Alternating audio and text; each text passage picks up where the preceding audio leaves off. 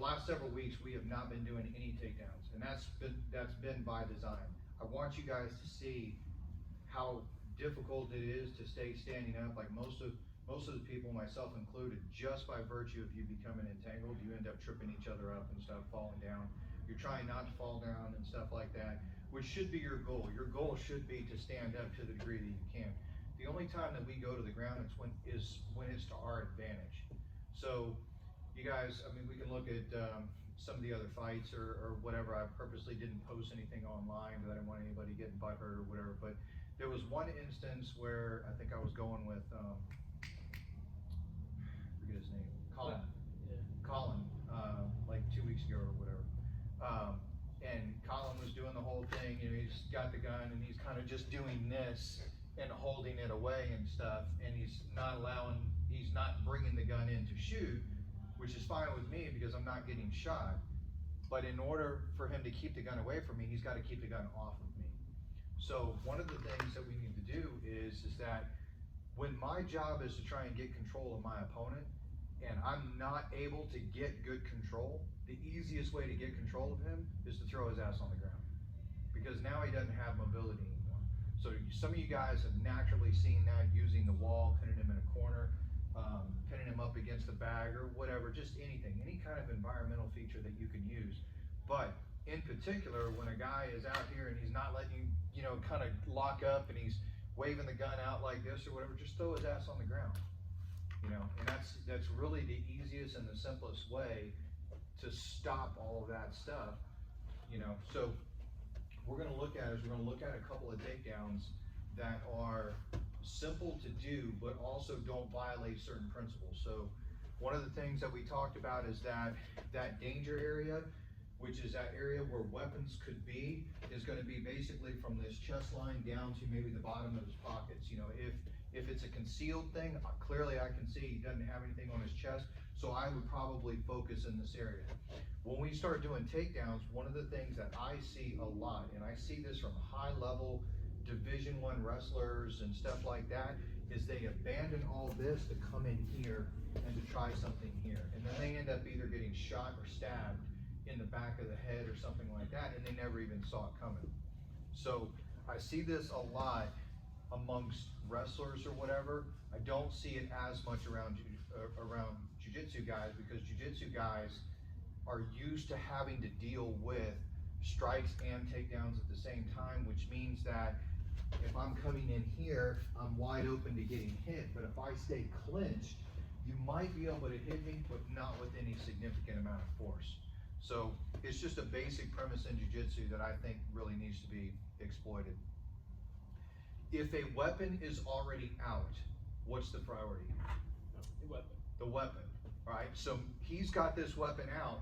Me trying to come in here and to try and swim for underhooks and, you know, come over here and lock this up, that's not really the priority. The priority is the weapon. So I get on the weapon. Now, to the degree that I can, if I can control this and come in and lock it up, then great. That's not a problem. But what I don't want to do is start doing this number and swimming through here because I'm trying to lock his body up and I'm ignoring the fact that the weapon is already out. So we need to look at this two different ways. The weapon is either out or it's not out. If the weapon is out, the weapon is the priority, always. If the weapon is not out, then what you should be prioritizing is places where the weapon could come from, which is always going to be from those pockets up to the chest line, or maybe pockets up to the belt line if it's just a concealed type thing. So what I need to do is, if the weapon is not out, I'm shooting in and I'm locking this position up in here. You guys come around this side. Just kind of go around. I'm locking this position up in here, but I need to be able to get a takedown on the guy without, there's all kinds of takedowns that we can do. I need to get a high percentage takedown that's going to put him down, but is also going to allow me to maintain control over this guy when we get to the ground. I'm not looking to kind of come in here and jump guard on him or something like that where he's on top of me. I need to get on top. I need to be able to do it and still land in a position of control, but I also need to do it in such a way that I don't have to let go of my arms to come in here and start grabbing limbs down low. So when I shoot through, once we lock up this position, one of the first takedowns that we're gonna do is I'm gonna bring my heel in. That heel, because I'm built on a frame, that's the frame that we should be built on. I wanna take my heel and just sit it right behind his foot. So I'm gonna plant my foot, my toe, right between his feet, and I'm gonna turn my heel to the inside. What I am not doing is I am not reaping his leg and trying to pick it up, because then I'm gonna be on one leg, he's on one leg, and basically the bigger guy is gonna end up throwing the smaller guy down. I wanna get here, lock this in here, and then what I'm gonna do is my center of gravity is gonna go low and my hips are gonna push into his knee, okay? That is gonna be the basis of my frame. When I start going to the ground, all I'm gonna do is drop this down. So one of the reasons why I like this particular takedown is that as I get this up in here, he only has two options.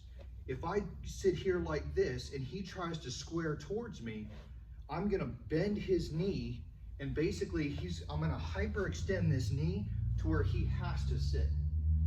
If he tries to square out away from me, when I do this, it's gonna force his leg to bend. But either way, my entire body weight is sitting on his knee. So he's either gonna go this way or he's gonna go this way, but he's going down regardless. And when he goes down, I will be basically covering this entire side of his body so that if there is any kind of weapons, I'm isolating what he can get to with this arm, and with this arm here, I can control what is out and stuff like that, or where he goes with this particular hand. So that's the first takedown I want you guys to start working on. And height here really plays no factor whatsoever.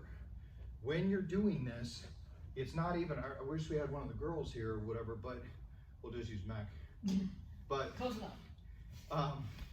But when you're doing this and stuff, it's not about how big you are or anything like that. It's about driving your hips in and literally getting dick to hip up here and then sliding down until you lock out that knee. Once you lock out the knee, he's going down. He doesn't have a choice. All right? All right, so you guys give that a try. I'll work on that for just a minute.